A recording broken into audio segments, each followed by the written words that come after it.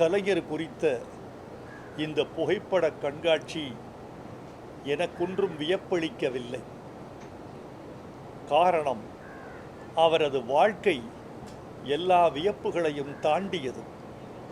இத்தனை பெரிய கண்காட்சி அமைக்க ஒரு மனிதனுக்கு சரித்திரம் வேண்டும், சம்பவங்கள் வேண்டும். எல்லாவற்றையும் விட தலையாயது ஒரு மனிதனின் சம்பவங்கள் தனிமனித வாழ்வோடு சம்பந்தப்பட்டவைகளாக மட்டுமல்லாமல் சமூகத்தோடு சம்பந்தப்பட்டவைகளாக இருக்க வேண்டும். கலைஞருடைய வாழ்வு தொடக்கம் முதல் நிறைவு வரை இதில் சித்தரிக்கப்பட்டிருக்கிறது. அவர் தொடக்க வாழ்க்கையே மொழிக்கானது, நிறைவு வாழ்க்கை இனத்துக்கானது. மொழி, இனம் என்ற இரண்டு கரைகளுக்கு நடுவே சுழித்து கொண்டோடிய பேராறு அவர், பிரவாகம் எடுத்தோடிய நதி அவர். அந்த வாழ்க்கை இதில் பதிவு செய்யப்பட்டிருக்கிறது. தமிழ்நாட்டின் அரசியல், தமிழ்நாட்டின் போராட்டங்கள், தமிழ்நாட்டின் கல்வி, கட்டமைப்பு, பெண் சீர்திருத்தம் எல்லாவற்றையும் உள்ளடக்கியதோடு மட்டுமல்லாமல் அவர் எத்தனை பெரிய இலக்கியவாதி என்பதற்கான சாட்சிகளும் இந்த கண்காட்சியில் கொட்டி கிடக்கின்றன.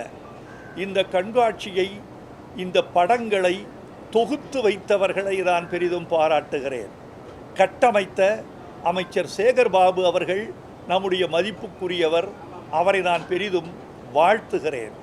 எல்லாவற்றை விட முக்கியமானது ஒன்று உண்டு. ஒரு கண்காட்சியை கட்டமைப்பது கூட எளிது, ஆனால் காணச் செய்வது அரிது. இந்த கண்காட்சியை தலைவர்கள் முதல் தொண்டர்கள் வரை, கலை உலகத்தார் முதல் பத்திரிகையாளர்கள் வரை, குழந்தைகள் முதல் பெரியவர்கள் வரை, பள்ளி மாணவர்கள் முதல் கல்லூரி மாணவர்கள் வரை அத்தனை பேரையும் காணச் செய்த திறம் பாராட்டுக்குரியது. அதுதான் சிறப்புக்குரியது. இந்த கண்காட்சியை விட்டு வெளியே வருகிற போது நான் ஒன்றை நினைத்து கொண்டே வந்தேன். கலைஞரோடு மீண்டும் வாழ்ந்துவிட்டு வருகிறோம். இதோ தென் சென்னை நாடாளுமன்றத்தின் வெற்றிக்குரிய உறுப்பினர் நம்முடைய தமிழச்சி தங்கப்பாண்டியன் அவர்களும் இதை காண வந்திருக்கிறார்கள். கண்டு முடித்து விட்டார்கள், கருத்துரைப்பார்கள். ஊடகம் கார்ப்பரேட் அரசியல்வாதிகளின் கைப்பாவையாக, அடிமைகளாக இருந்தது போதும். இனி சாட்டை எடுத்து சுழற்றும் நேரம் வந்துவிட்டது.